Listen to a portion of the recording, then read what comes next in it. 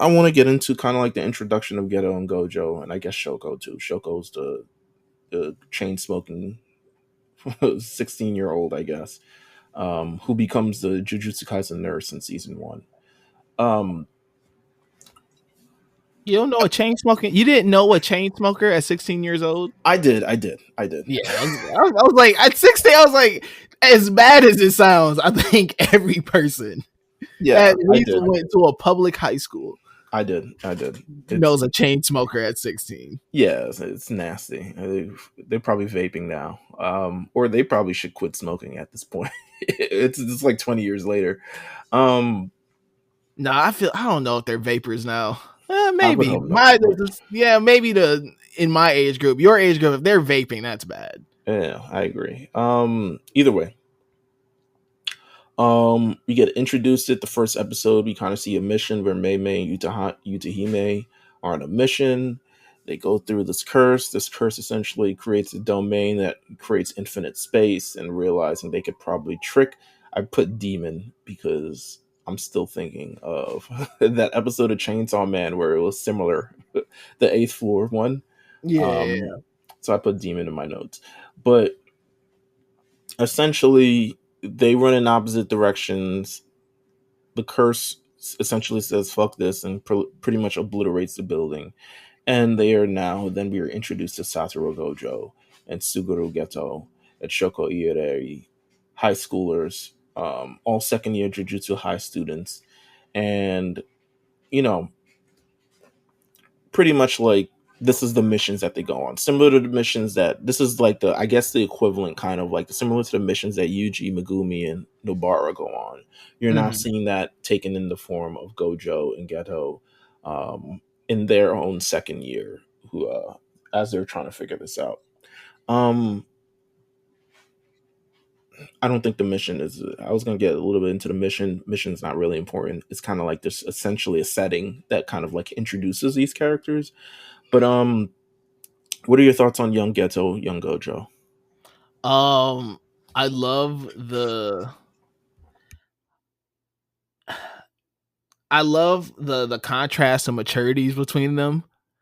Um, like I can obviously tell that Geto, I mean, is a bit more mature. Obviously, still kiddish in some ways, but like demeanor wise, a lot more mature than or Gojo. Right. I said Geto, right? Geto's more mature than Gojo. That's Yeah. what I was trying to get across. But like, I like that little like the contrast of it. Like, Gojo seems very young. They should have really gave these two different names. Not so No close. G's. I mean, man, two J's. What do you mean? Look at our Um, names. Who the fuck is not mixing that shit up? I get called Jamal every other day. that's Uh, hilarious. that is, people just ignore the fact there's two E's in there all the time.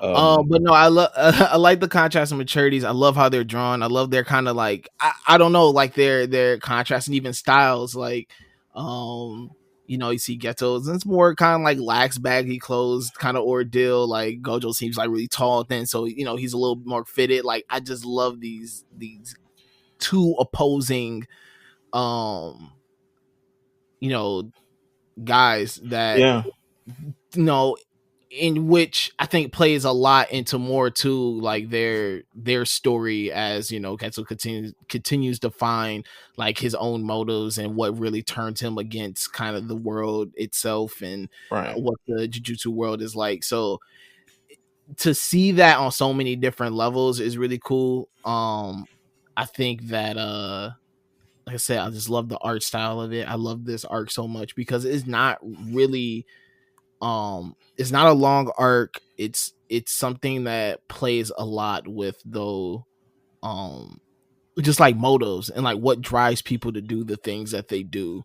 um and when you look at all the characters that are in play during that, you see so many different motives and you see so many different um like reasons on why, like what pushes them, what why do they make the decision that they do, and you kind of see them all you see some people who are really secure in their decision making, you see some people struggling like with it, and I think that this art portrays that a lot with those dynamics a lot, especially when you look at like all the other characters that end up being introduced. Right. No, I kind of just to add on to that. I think it's so interesting in this beginning one. It's really Gojo who's the first one to kind of say like, "Why are we saving these weak people? Like, why are we? These people are weak. Like, why are we protecting them as much as they can?" And you can kind of like see from the instance he's never really um it's weird seeing kind of like their growth. Gojo never and still to this day never really subscribes to the ideals of standard jujutsu, like I guess protocol. He never really subscribes to that and still kind of doesn't to this day. I mean, he kind of like does what he wants freely, and you even see that kind of little bit at the end of the arc. Um, Geto kind of like he doesn't really buy in, but he also is like I feel like he's also very inexperienced enough where he doesn't know much more. Um and that's why he kind of like buys in. He knows his role, he knows his job, he ultimately knows what jujutsu sorcerer. Their essentially their role is to protect the general public from curses. He's like, that's my role, that's my job. This is kind of like what I've been put on this earth for. And then you see as kind of like his experiences continue to evolve and change, and as he continues to actually his own curse, his own curse technique ends up becoming a curse for him because the mere fact that he says earlier in this thing, like, I actually have to eat these curses, and no one will understand like the filth and like how it actually tastes to like eat these terrible curses. And like he has to do it for people.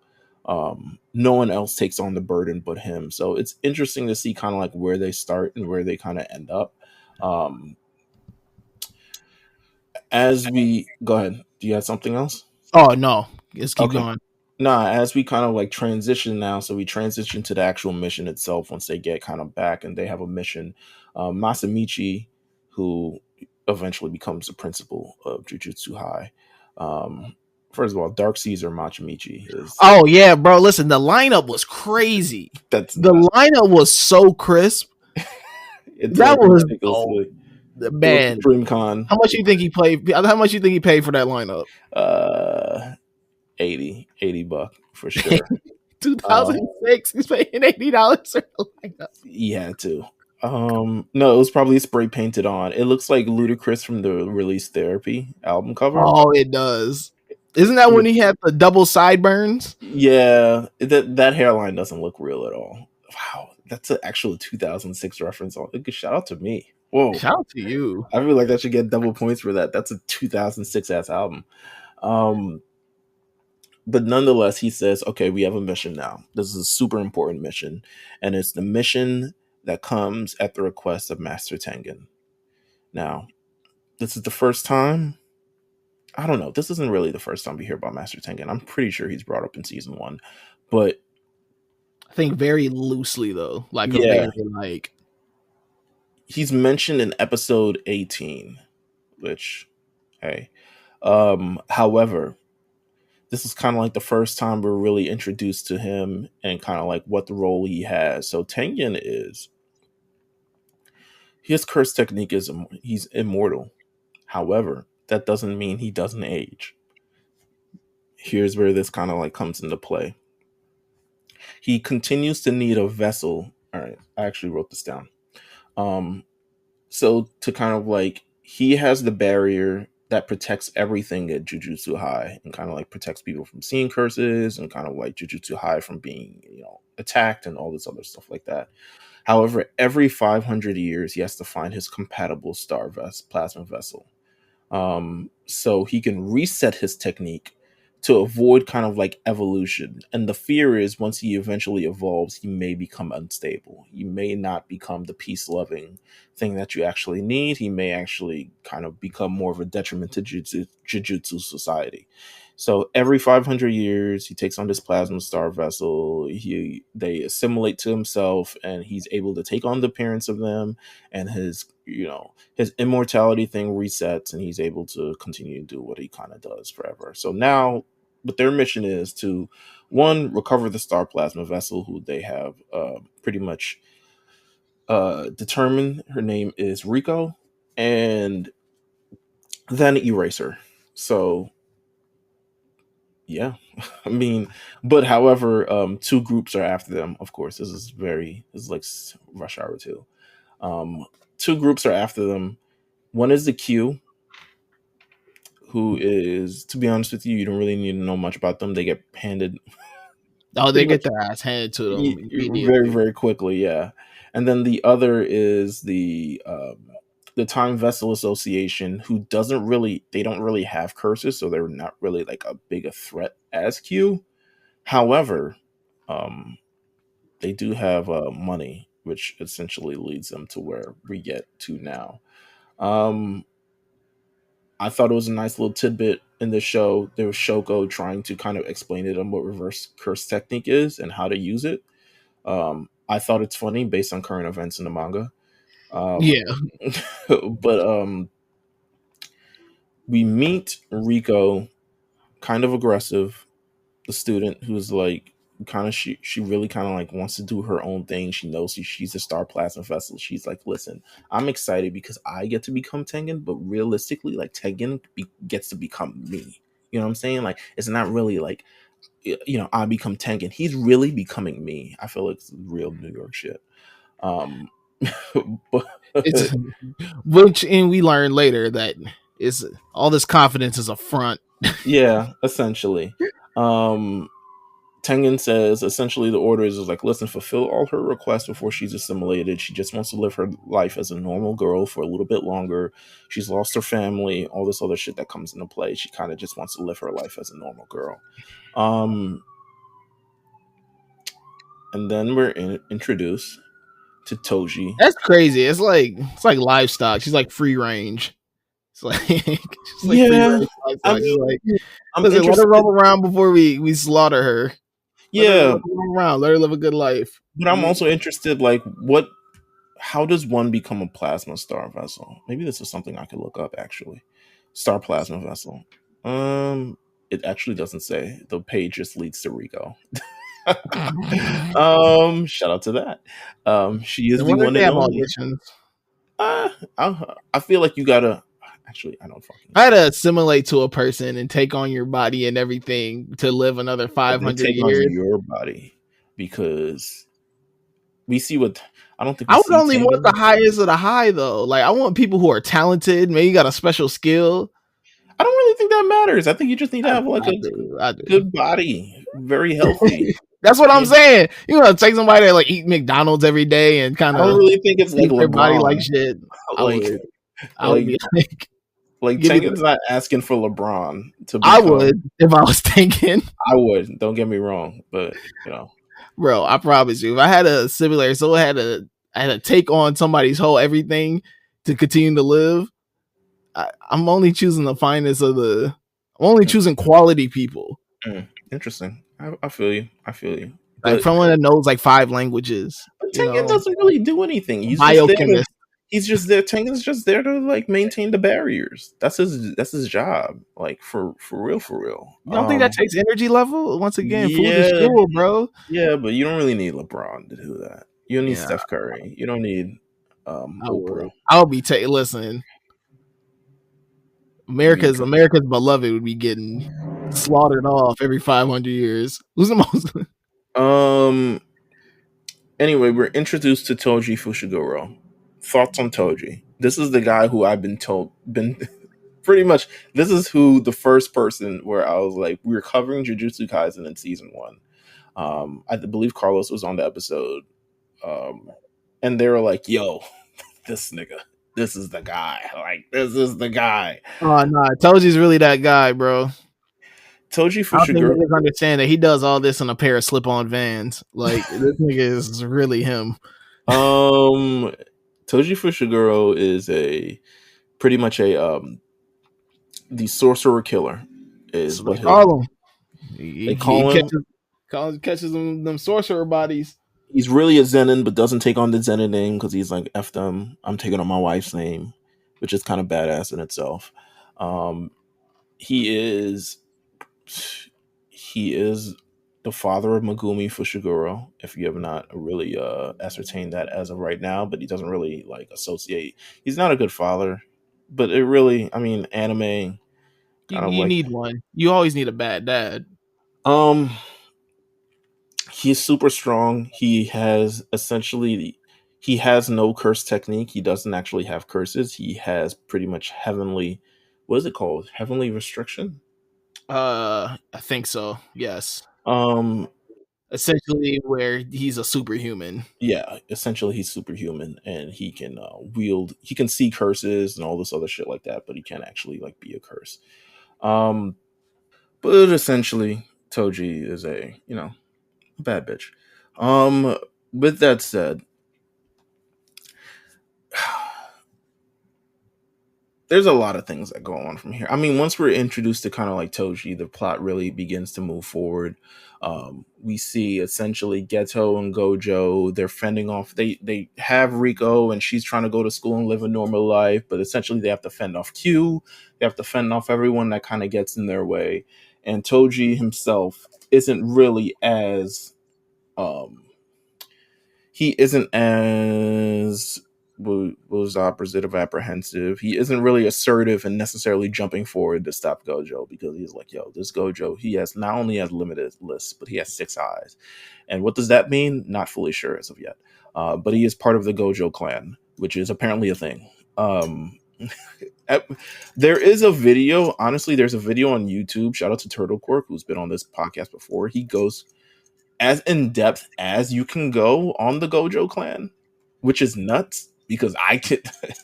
If you ask me what's the Gojo clan, I'm like, well, there starts with Gojo. I couldn't tell you any other part of it, but this is the work that Turtle Quirk does. He does that, so hopefully I don't have to do that. Essentially, um, so make sure you check that out on YouTube. Actually, but he isn't as assertive to jump in because he knows pretty much like Gojo will body him. So what Toji actually does a little smart thing. He puts a bounty on Rico.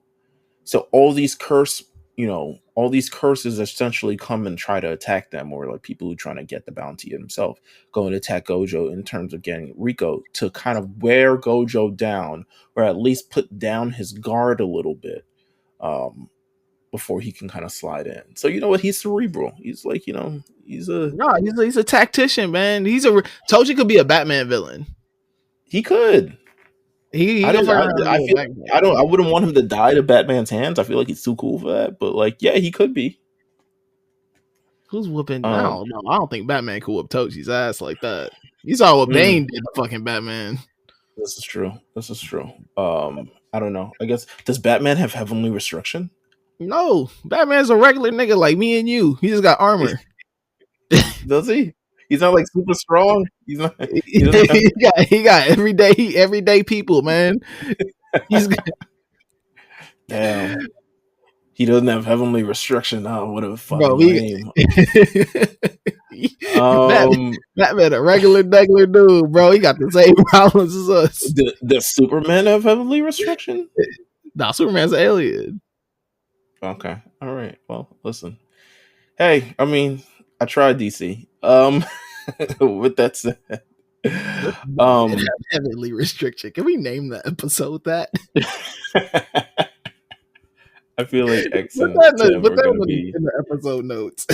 Tim is gonna be like, "Yo, y'all are wildin'." Nonetheless, he's able to track. Let's see. I have in my notes. He's open up infant. Oh, there we go. Okay, so they get to the point where after they fend off all these people, they say, let's go on vacation. So they spend the second to last day on vacation, and it's a blast. It's really this random part of this thing. It's really a vacation before they have to take her back to Jujutsu High so they can bring her down to the vessels. So they can bring her down to what's his face's domain so they can assimilate, and she can kind of do the job that she was going to do. So they bring her to the school, I and think that is that vacation part though was so important because I think that was the time where you really see Gojo kind of start understanding of like, okay, this is why we kind of do what we do. You can kind of start seeing his attitude start to change on like his reasonings of being a sorcerer and what it means to him. Um, I don't know. I just felt like in the like there was like kind of a emotional shift in Gojo and kind of even some of the other sorcerers around, and even for like Geto to see kind of Gojo going through that. They don't like explicitly say it, but like kind of through action and Right. little things that they show. No, they Um, did. but no, they yeah, I really kind of like that vacation scene because you kind of just tell that it's like you can tell them they're feeling some type of way too about like what this whole Tengen situation is. Yeah, what they gonna do? I feel like it. Besides like the Disney music behind it, you know what I'm saying? It's definitely one of those like Disney. Like, damn, are we really doing this? Um, but nonetheless, they show up at Jujutsu High because they're supposed to do what they're supposed to do anyway. Um, and suddenly a whole knife comes through the chest of Gojo, which is nuts. Um, like blood and everything. I was like, whoa, they gonna show this on TV? Um, and sure the fuck, yes, they absolutely do. And it is none other than the invisible assassin. It's none other than the sorcerer assassin. It's Toji Fushiguro who has stabbed Gojo from behind. They don't understand how he got in the barrier. They don't understand how he got into school. They don't understand how he even got close enough to Gojo to stab him through the friggin' chest. It was like, yo, you got 6 eyes and you ain't see this coming? That's nuts. Um, but he remembers the moment where he says, listen, he is the only one in life. He remembers seeing Gojo as a kid, and he's like, this is the only little kid in life who ever noticed me standing behind them. And it hasn't happened since then, and it never happened before then. Um, but essentially Gojo says, yo, take the girl down, do the thing, and I'ma handle this guy. Spoiler alert, he does not handle him at all. No, he doesn't. Toji is too cold. He used his curse tool. I mean, it's a good fight. Don't get me. There's like blue and all this other stuff, but pretty much the Toji exclamation moving points. at supersonic speed and Yes, and it's great animation. It's great choreography. I think once again a step up from season one somehow, because I think even season one, that fight between Yuji and Ao versus Hanami is just a great fight in general, and I mhm. think they managed to, again, with the fluidity, with the animation, with the choreography, with the camera angles, which kind of like everything they did with the animation, they managed to take it up another notch with this fight. So we see this, and he has a special grade curse tool, the inverted spear of heaven. And it is really just a shank. It's a really nice shank. Yeah, absolutely. But Also, inverted spear of heaven is a tight ass name. it's pretty cool, to be honest with you. So Toji's moving at super speed. So Gojo's like, F this. I can't really tell where he's going because I can't sense him because he doesn't have curse energy. So I'm just going to destroy everything around me, which is like nuts. Like, I feel like that should get you expelled. But he's Gojo. Who gonna check him? You know what I'm saying? Um, he destroys everything, but then Toji sends these these flies, these fly heads, a swarm of fly heads to kind of like take of to A real confuse. tactician, man. Listen, he Yeah, understands his strengths and weaknesses. he to pretty much like take out his blind spots. Essentially, he's like, you got 6 eyes. You need to be using all 6 eyes. Um, it is the moment that Gojo feels like he has gone after Rico instead of actually continuing this fight, and this is just a distraction. Where Toji comes in with the inverted spear of heaven and stabs him right in the neck, and then slides it all the way down his body through his chest, and then across his legs. And I'm just like, yo, Yeah, that's insane. they went overkill with it. But I enjoyed the fact that they did that because it makes it because it's Gojo, like you said, this is a guy in which is considered the strongest sorcerer even at his age now, is like one of the strongest sorcerers there is. And um even Toji said like this kid got, this kid is special. It's a special talent right here. And to see him Yeah, get handled so kind of like gruesomely, you that even elevates the lore of Toji of just like, holy shit, like this guy is a fucking monster. Like, he wanted to make sure that guy was dead. I mean, he should have made more sure, but he wanted to make sure he was dead. He stabbed his whole body, so it's like you can't move. And essentially, it's like, yo, Gojo is dead. Um, we flash to the tomb of Star where Seguro and Rico are at, um, and they have this moment, and she's like, "I don't really want to go. I don't want to go to." What was that kid on Martin said? Um, Sorry, I lied to you, Martin. I didn't want to move to Arizona. Sorry, I lied to you, Martin. So, says that, but sorry, I Suguru lied to Geto, you, Ghetto. I didn't really it's want to be a really plasma star. essentially, that's funny as fuck. Um, Geto and Gojo beforehand said, "Listen, we're gonna do whatever the plasma vessel wants to do, and we understand the value of life, and they will support whatever decision that she wants to make. So if she does not want to assimilate with this guy who looks like, I mean, you won't know what he looks like until at least season 3, but he's like a Slim Jim. You know what I'm saying? He look nasty. Um, look like a damn what do you call it? A spring roll. You know what I'm saying? A Um, spring roll. he he Slim was Jim was nasty. good. Spring I roll. feel like if Rico saw what Tengen looked like, she would be like, "Y'all bugging. Yeah. Y'all are bugging." Um, Either way, they're like, you know what? Let's go. I'm gonna take you back to your school. And then Rico gets shot in the head. what a beautiful ending for her life. Hey Loki, man, it don't had the do. beautiful music playing and all this other stuff like that, man. I love how that episode ends too. Just like it's like the gunshot. Ghetto's just like stunned, like the look on his face changing. Listen, Toji says you better go. You might as well go home now because that mission you were on, you failed that mission. He was like, "All right, bro, I'll catch you later." He was like, "Yo, I'm gonna get my M's. Sorry you failed your mission, my guy, but I had to do what I had to do." And this starts the Ghetto versus Toji fight, which is it's a fight. It's not he's not Gojo, so that's really the problem. But he uses all of his kind of like curse techniques. He can release all the curse techniques that he has. He has his rainbow dragon. He does all these other stuff like that. He uses all his curse spirit manipulation, all the other bullshit like that. Toji bodies him too. He's like, you definitely Yeah, not he's Gojo. like, "You sit down." Yeah, hits him with the X across the chest. He would be a great Street Fighter character. That's what I see with Toji. Like, Oh, Toji on Tekken.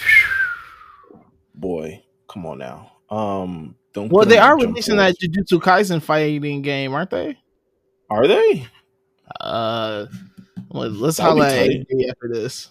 I think That would so. be tight. A little competitive fighting game with Jujutsu Kaisen. That would be kind of AJK cool. fighting game, Curse Clash Um, fighting game, heading to consoles and PC. Here we go. there you go. All right, listen. DLC Toji. Um, with the heavenly restriction patch. But with that said, he completely bodies him, doesn't kill him. He's like, I don't know what's gonna happen to all these spirits if I kill you. So I don't know if they're gonna haunt me in my dreams or something like that, but I don't really want none of that. So I'm not gonna kill you. But I kill Gojo, by the way. So figure out your life. I don't know what to do. Toji gives Rico's body to the Time Vessel Association. He collects his M's, tries to walk out the building. Gojo's alive. And not only is he alive, he's fucking manic. And not only is he manic, he's calling. Um, Oh yeah, he's on a high right now. yeah, he's He is. absolutely on a high. He is. He is. Yeah, he's zooted and booted. He's ready to go. Zooted is a great word for this thing because that's exactly what I said. And this, he is like, I don't know if there's like there's power ups you have, and we see power ups in like Dragon Ball Z and One Piece and all this other stuff like that. This is a weird way to showcase that the kind of Satoru Gojo is kind of like broken through to another level, to a completely different space, because he is 100% delirious. He is drunk on power. He has this power. He's zooted on power, essentially, to the point where like he's floating in the sky. He's mastered curse technique reversal red. Um, and since Toji do a thing, he can see where Toji's moving and all the other stuff. All this power up that came out of nowhere. I guess it's a near death experience. Maybe he's a Saiyan, to be honest with you. I mean, let's Oh, see. probably. He just gets stronger every time. Um, Toji attempts to use Chain of 1,000 Miles to attach to the inverted spear of heaven and try to really take out Gojo, but he is unable to. Um, and Gojo uses Hollow Technique Purple. It was the first time he uses it. We've seen it in season 1. He uses it today and completely puts a hole right through Toji. Um, Toji goes out like a man, though. He didn't go out crying. He didn't go out on the floor. He didn't go out nothing. He just standing there, big body, with a chunk bitten out of him by this hollow purple.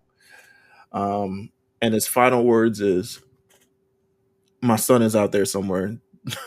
do do that with. He's going to be sold off to the Zenin clan. Do with that information what you must." And he does Dies what like he must. he dies still on business. He dies like, hey, listen, before I go, there's still some things that need to be handled. They recover Rico's body. Gojo's like, "Yo, should we kill all these people? Like, we should really kill all these people. I'm on one right now. Let's kill these people." And essentially, Geto has recovered now. Essentially, like, nah, it's like it's not worth it. Like, he says, it's very important for there always to be a point, especially with Jujutsu sorcerers, and this is kind of where we lead to. Honestly, episode 29 of Jujutsu Kaisen, but episode 5 of season 2. I'm trying to think of a better episode of Jujutsu Kaisen than this, to be honest with you. There probably isn't one. Not right I now. I feel like for a series that is so, I guess, from the fan base lore, kind of like so supported by the fights and the encounters and the conflict, it's very rare that you get the development that you get with this kind of like character. And also, this is an episode that's not about Yuji, not about Megumi, not about Gojo. This is about Geto and kind of like how he becomes the way he becomes, which essentially sets the table for Jujutsu Kaisen season 0, Jujutsu Kaisen season 1, and whatever the hell we got left in season 2. So, to me, as being the main kind of like protagonist of the series, this is probably the most important episode thus of this series thus far, I think. No, Um I'm right there with you. I think that it really like puts you in the first of all, like put you in the mind of the villain and like understanding how he like becomes the way he becomes. But it also makes you question too of like, is he kind of really wrong for feeling this way in terms of just like how he has seen, the things that he's had to see and experience. Um, I think that like just once again, this whole arc is just about people having those internal struggles with like the decisions that they're making and understanding the decisions that they're making and why they're doing the things that they're doing, and just have a he, kind of a whole episode with him going through that conflict. right. And it's a lot of internal and then it becomes external conflict in a sense, especially when we get to again Jujutsu Kaisen season 0. So he sits there. I mean, it takes place a year later, and Gojo's powers has evolved pretty much to the point where he is unrivaled. He is the strongest sorcerer that ever exists, and Geto isn't. And it was at a point where both of them were kind of like on similar footing, and actually he was on better footing because he always knew his role and knew what was going on, where Gojo was kind of like the slacker of the group. But now Gojo is numero uno. He's going off on missions by himself. They're sending Geto on missions by himself, but ultimately it's the Gojo show. Um, and he is now really taking a look at, but especially with the last thing of like jujutsu sorcery, there always needs to be a point. He's trying to figure out like what's the point really of the things that he's been doing this year. He's been absorbing again. He has been exercising, absorbing, over and over and over and over and over again. And he's like, "Yo, what is the point?" Um, Especially again, he says, "No one understands what the thing tastes like. Cursed spirits taste like." And they show this scene of him in the bathroom. It's giving like Oz, uh, but they show him in the bathroom, and he's really like trying to really wrap his head around like thing. But you can see like the disgust really like flowing in his He got a face. real cozy fit on too. The white No, tee I was with the. talking about when he's in the bathroom. He actually had no fit on in the bathroom, but Oh, after I'm that, talking about the after the one. I'm thinking of the when he's talking to. he's talking to the kid. Yeah, that's right after Let's it. talk about let's talk about the kid. Let's talk That's about the funny. kid. We over here talking Um, about the shower. I'm like, my mind goes straight to that scene. I'm like, oh, he got a crazy fit on. He's like, he's naked. What are you talking yeah. about? That's hilarious. Um, Yu Haibara, who is Yeah. his, I guess he's a senior to them. Mm-hmm. But Gojo, I mean, Geto's looking rough and all this other stuff like that. Like Oh he's man. got bags under his eyes. He does not look well. Um, and he asks essentially Haibara, he's like, "Yo, you ever think about like, it's like have you seen Barbie yet?" No, I've not. Okay. I won't spoil it. Spoil it. I'm not gonna see it. He says essentially Barbie has this moment in the Barbie movie where it changes everything. And Barbie says, "Do you ever think about like just dying?" And all the other Barbies are like, "What the fuck are you talking about?" Because they're toys, they can't die. Um, but she's having thoughts about dying. Whereas Geto in this instance is asking, "Do you think you can keep going as a jujutsu sorcerer?" To Haibara. And Haibara's like, "Yeah, nigga, like I can keep going forever. Like I love this job." He is legitimately the only normal person at this high school that I've ever seen ever. There's no like weird quirk. There's He's just no like, like bro, weird. hey, I'm doing it for the love of the game, bro. He's like, I ain't Yeah, doing he got the most it. normal haircut. He's got the most normal thing. Like even he's partners with what's my man's name, Nanami. Oh yeah. And Nanami even looks a little strange through this, but he looks completely normal. Again, we see the introduction of Sukum, Sukumo, um, and she comes in the scene and she asks him a question. He answers mad eagerly and shit like that. And he's like, "I'm about to go on my mission. I can't believe I'm about to go across country and go on a mission." Little does he know he dies on that fucking mission terribly, gruesomely. Oh yeah, Uh, he gets fucked up. It's always the um, over eager ones, man. yeah, he does get fucked up, and it Fucked up. How again, the most normal nigga gets to be the one that dies like that? That's it's, why they made him it's so normal. They're like, we're gonna make his absolutely, death extraordinary. absolutely. But it's a death that essentially continues to push Geto in that direction. But really, what's pushing him in this direction, really, what's really makes him think, is this conversation with Special Great Sorcerer Tsukumo, who essentially she has this reputation of being a good for nothing who wanders abroad and doesn't really do anything regarding Jujutsu High. But she says she hates Jujutsu High School because they essentially never really solve the problem. They just like treating symptoms, as she says. They never really get to the point of the actual problem. Like, what really is going to stop all these curses? They're just there to police the curses and police them from people. And this is where Geto's really having his awakening and realizing that there's more than one way of thinking about this. So she says essentially there are two paths that you can kind of take. One, we can figure out what's the first one she says. Delete Um, all curses from the world, nah, right? that No. was what Ghetto said. Um, she says eliminate cursed energy from mankind, Yeah, there we and go. then the second one is make it possible for humanity to control their cursed energy. And then Ghetto's the one who's like, but what if we kill them all? And she's like, that's actually a solution. I never thought of that, but that would be really really hard to do.